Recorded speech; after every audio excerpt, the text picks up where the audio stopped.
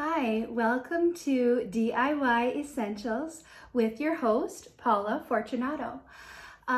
Today I'm going to be showing you how to make a few essential household items from things around your house that include your lovely essential oils. So for starters, I'm going to cover my favorite recipe for DIY dry shampoo. I thought actually today would be a great day to do it. I am on day 4 of not washing my hair, and I did use a little bit of dry shampoo this morning before I taught my online Zoom yoga class. And everyone in my Zoom class was commenting on how great my hair looked. My mom commented when I FaceTimed with her. My husband commented on my hair. And let's face it, husbands never really notice much about your hair. So I thought, well, I guess that's what I'll start with. So for this recipe, you want to have some arrowroot powder. And if you're a brunette, if you have dark hair like me, you can also use some cocoa powder. So you can throw in the cocoa powder to keep it from looking too ashy or white or washed out. And I find that is my biggest complaint with buying a dry shampoo or the dry shampoos that come in the spray. I find that it just gives me sort of an ashy look.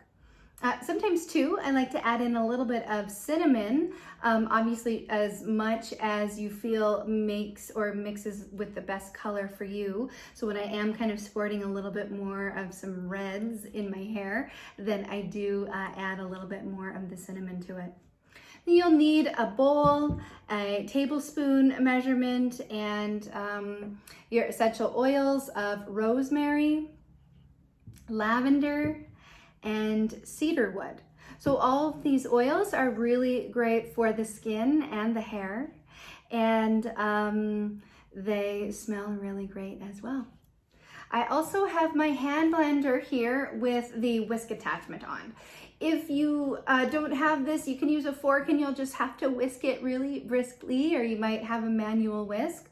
The original directions do say to use a food processor, but I just like to use this instead. I feel like it's for easier cleanup. So let's get started. Calls for 3 tablespoons of arrowroot.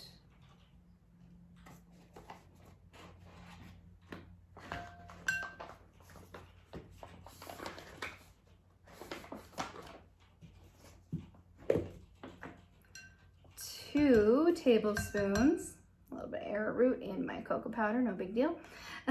2 tablespoons of the cocoa powder. So if you have lighter hair, blonde hair, or gray or white, you may not need to worry about this at all. You can totally skip the cocoa powder.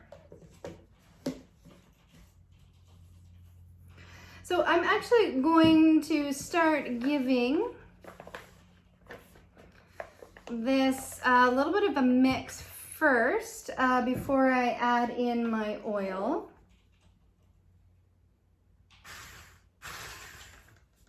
Yeah, probably a deeper bowl would be ideal.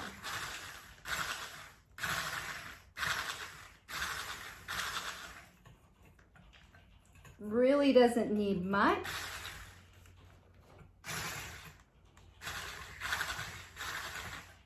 Making a bit of a mess, but hey, that's what DIY is all about, right? All right. Then it calls for 3 drops of lavender.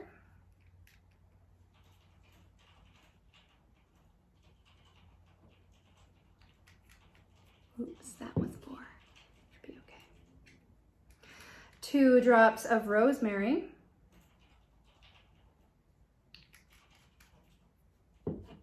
and cedarwood. I think this one is a little more viscous, we'll see. So oftentimes the essential oils that come from trees and resin or bark, right, they're a little bit more viscous, so it can take just a bit longer for that drop to come out. Again, I'm gonna give it another little whisk.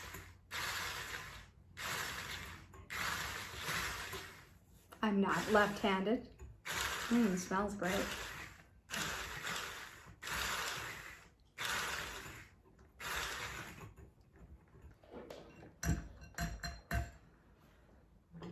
All right, that's it.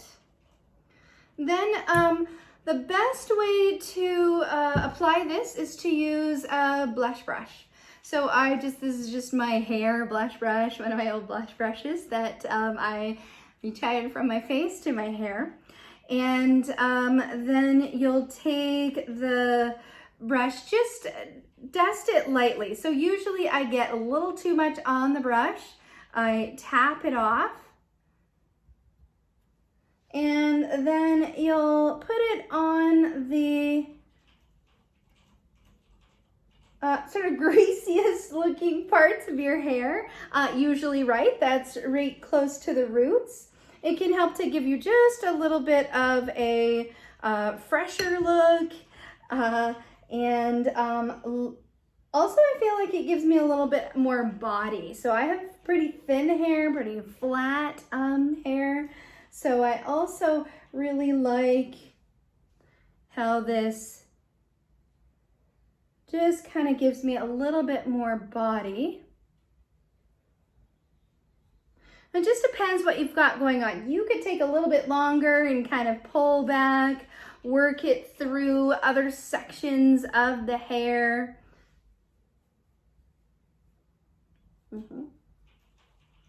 As I said, I did put this on already today, so I don't need to do too much. And then you can just kind of rub it through the hair with the fingers. Sometimes if you are using a really dark one, say you've added that cinnamon or extra cocoa powder, sometimes your scalp can look a little bit bronzed or brown, so you might want to just rub that out a little bit. But yeah, it can help to just give you a little bit of a fresher, sort of just blown out look or style. And then do be mindful if you get some on your shoulders, especially if you wear solid colors like black or white. You'll want to make sure to just check that, brush that off before you leave the house. And there you have it. This is your DIY dry shampoo video. I also typically would be transferring this into a glass jar. Just I save jars from other uses, and wash them in the dishwasher to sanitize them. And then yeah, you can seal that off. Anything with essential oils in it, I suggest to use a glass bottle, just because oil and essential oils, they can start to kind of break down plastic after a while. So it's always best to use a glass container. And yeah, I can keep this sealed up. It lasts me probably about 3 months, and then I just go ahead and make myself some more. Thanks for watching.